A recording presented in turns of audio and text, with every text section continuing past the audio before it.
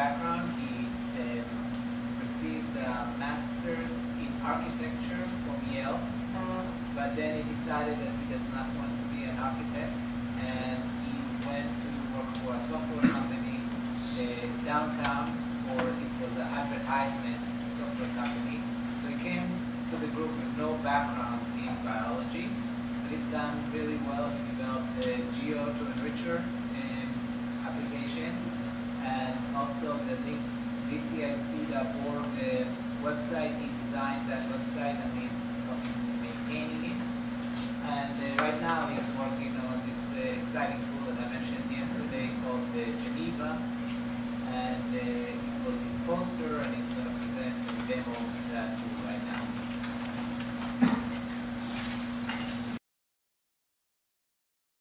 As Avi said, my background is in software engineering, and I'm architecture and then software. I'm going to present these two tools. One is GEO2Enrichr, and the other is GEN3VA, and it's sort of a recap of some of the stuff Avi talked about yesterday. So this is GEO2Enrichr. It's a browser extension and web application for performing differential expression analysis directly on Geo pages. And what you see here is actually the main dialog box that would appear if you installed the extension in Chrome, went to a Geo dataset page that is supported. There's a little button that allows you to open this dialog box. And so a couple things you'll see here is that one, GEO2Enrichr goes to the API, depending on which page you're on. You'll go to the API and grab whatever metadata it can. So you see the title's filled out, organism, a summary that it can. And then the user, it's not shown here, but the user actually uses Geo's interface to select the samples. And then there's a differential expression method that you can select. The default is the character's direction, which I'm sure many of you heard that we talked about. Cutoff, there's also option to log, transform, and quantum normalize the data if necessary. But I think the sort of the meat and potatoes for this talk is the metadata section and the tag. So you can fill out this metadata. These are optional fields depending on if it's relevant to the study. And then there's also the tag section. And the tags are, you're probably all familiar with hashtags on social media.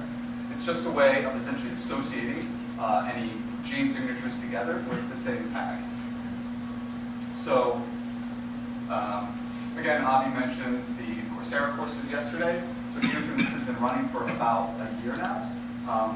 We've been developing it for about a year and a half, and it's been used in 2 Coursera courses. And currently, there's over 11,000 gene signatures in the database. Now, not all of those are from Coursera, but those that are have been sort of curated and labeled with pre-assigned tags to students. So what we would do is we would say, to students in the Coursera course, go find Geo studies with a single gene perturbation, applied. Go find studies related to MCF7, and then use this tag that we've given all the students. And the students are then crowdsourcing these collections of signatures.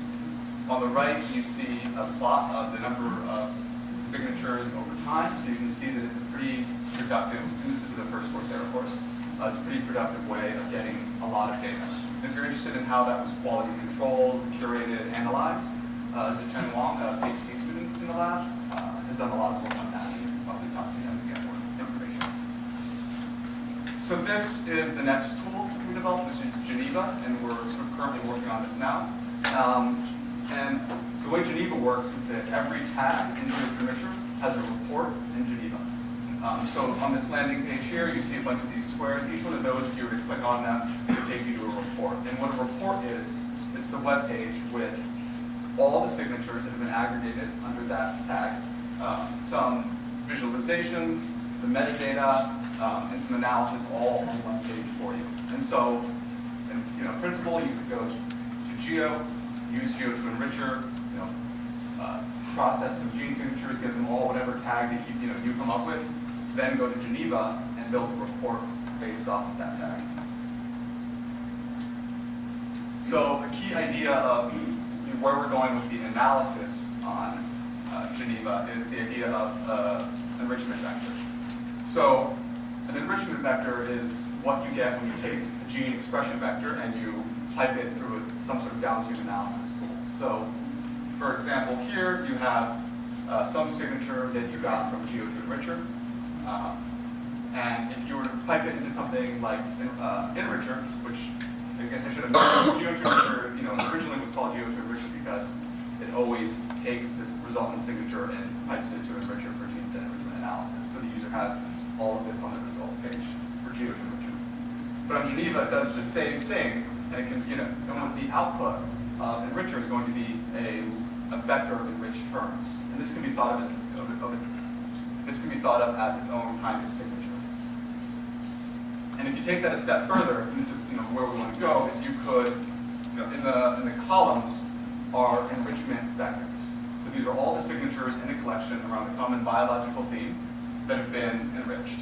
And then on the rows, in this particular case, it would be enriched terms. And the intuition, we still need to quantify this and give better feedback to the user. The intuition is what you would want to find terms that span across signatures. In the poster presentation yesterday, I found that a lot of people seem to be more on board when I described L1000 CDS squared, which, if you remember, I'll be talking about that. You give an input of signature, and then the output is a list of perturbations that reverse or mimic expression. So, this in a perfect world, what you would get is you would get some sort of matrix where some of the perturbations, reverse, some process that you're interested in. A couple of them make sense, and you're like, oh, this is okay, this looks good. And then one of them is like, no one knows what this does. Right? That's the perfect case scenario.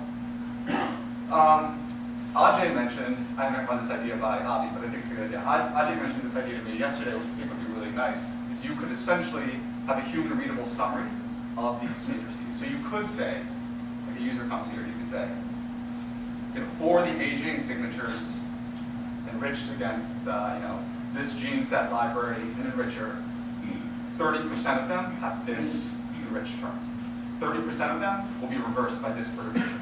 Right? You could just spell it out for them. It's essentially automatically generating hypotheses.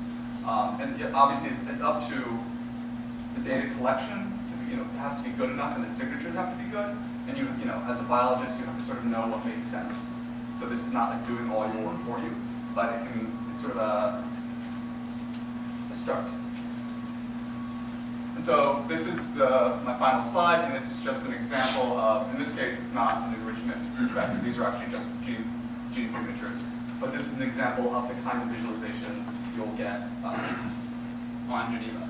So, and GENIVA's live, by the way. I just haven't put the URL anywhere, but if you go to all the way up to here where it says GENIVA, that's the base URL. And I should mention that these visualizations are built by Cluster Grammar, so you can talk to Nick if you're interested about how these visualizations are built, or if you want to even build some of your own.